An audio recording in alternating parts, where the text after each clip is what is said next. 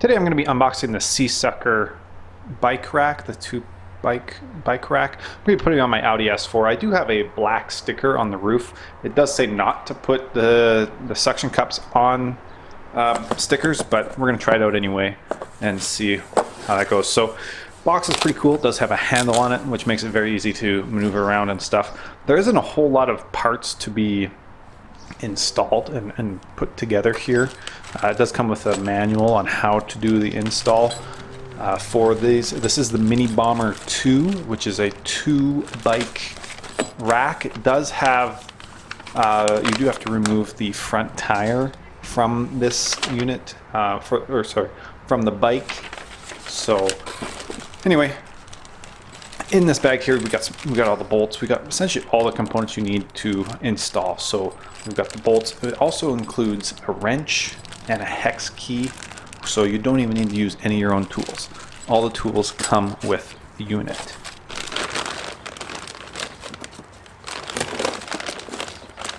So we're going to take the unit out. It comes in a plastic bag.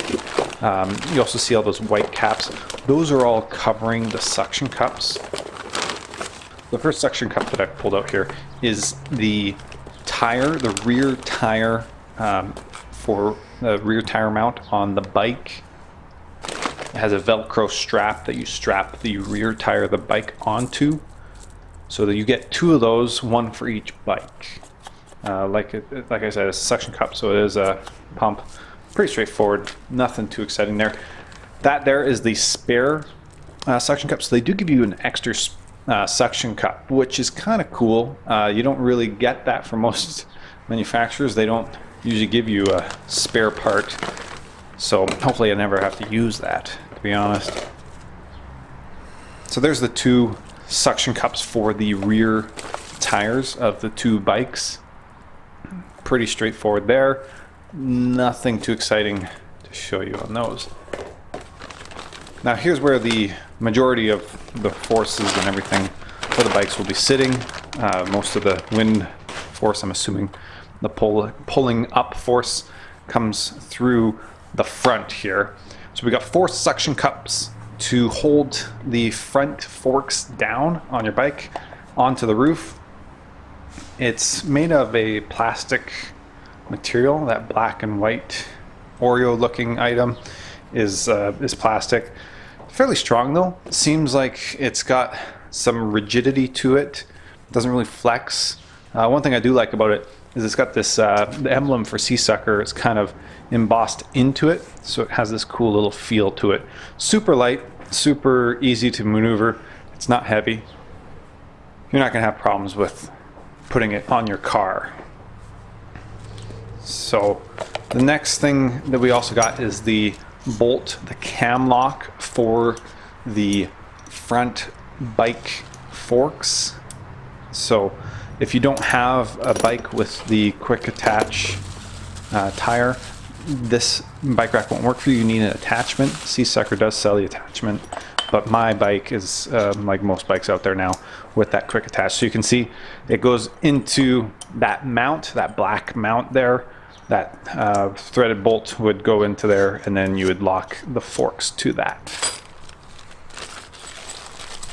So let's install the black mount. It does come with 3 separate holes to install the bike fork mount to, and that's to allow for adjustments so that your handlebars aren't touching each other for the 2 bikes, so you can have a little bit of rotation, have a little bit of a different angle for the 1 bike.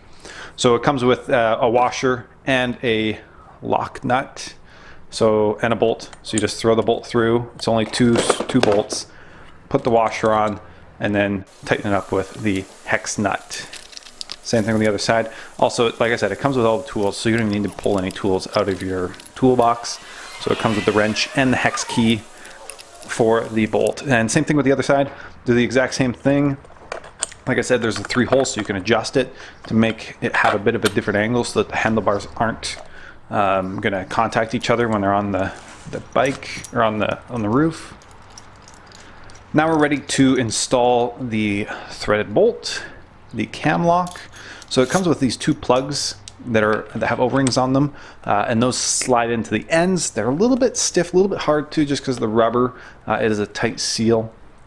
So they do recommend you could put oil on those seals to help push them through. I didn't in this case. I just kind of used brute force to pop them in there. So it took a little bit more effort, but as you can see, it doesn't take long to pop them in and get them all working. So now that they're all in, slide the bolts into place, tighten that nut on the end. You'll adjust this later once you get your bike on it to fit it properly to your specific bike. So now we're going to clean the roof off where we're going to be putting the suction cups.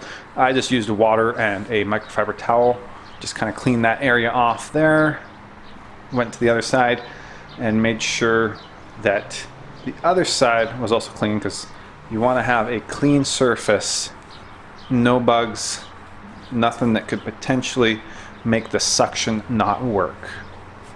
So now that that's all cleaned, we're going to take the covers off of the front piece for the bike rack, and then this is exposing the suction cups now. So now you want to clean the suction cups as well to make sure that there's no debris on them, and you kind of even want to add a little bit of lubrication by adding some water, and that'll allow for better suction once it gets on the roof.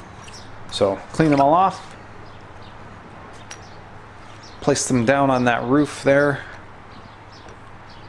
into the spot that I want. I put it really close to the window as I could, because that's kind of where most of the strength in the roof is going to be. It's going to be on the end. It's not going to be right in the middle of the roof. So you want to put it as close to the ends, either the front, all the way at the back, or I guess you could even go to the sides, but the front is probably the best spot. So then you just pump down the suction cups. One cool thing that they did here to tell you how much to suck, or to pump I should say, is you got an orange band, and so you pump it until the orange band goes away, and then you know that you've got enough suction holding it down. You can see here when I lift it up, that's how you remove it, by lifting that tab. Boom, it loses all the air. So that's how you remove the mount from the roof. Now it's time to put the bike on. So like I said, I got the quick attach forks, so you're just going to slide them over the bolts there. And then now you're going to tighten down that cam lock.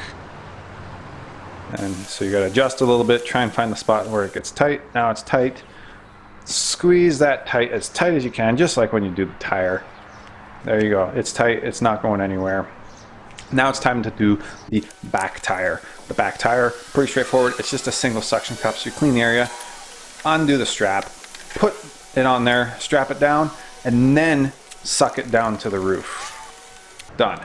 Now to make sure that the pedals don't hit the roof, which could happen with the wind kind of spinning them, they come with these orange Velcro straps in the box for the Seasuckers, and you just strap that from the pedal arm to the frame, and that'll lock it in place so that the pedal doesn't end up contacting your roof and leaving a scrape. So now let's test it out here. I was only doing 60 kilometers an hour, so what is that, 35 miles an hour. Nothing too crazy, didn't seem to shake too much. It is dynamically loaded, right? So it's obviously not just sitting there static. So you can see there a little bit of shake, but it seemed to mostly be coming through from the bike to the connecting to the mount, not the mount itself. So my opinion, I love this thing so far. I haven't taken it on a long road trip. I haven't gone 100 miles an hour on it yet. But so far, I love it for driving around the city and getting my bike to other locations. I don't like the traditional bike carriers. I think this just looks slicker and keeps the line of the car better.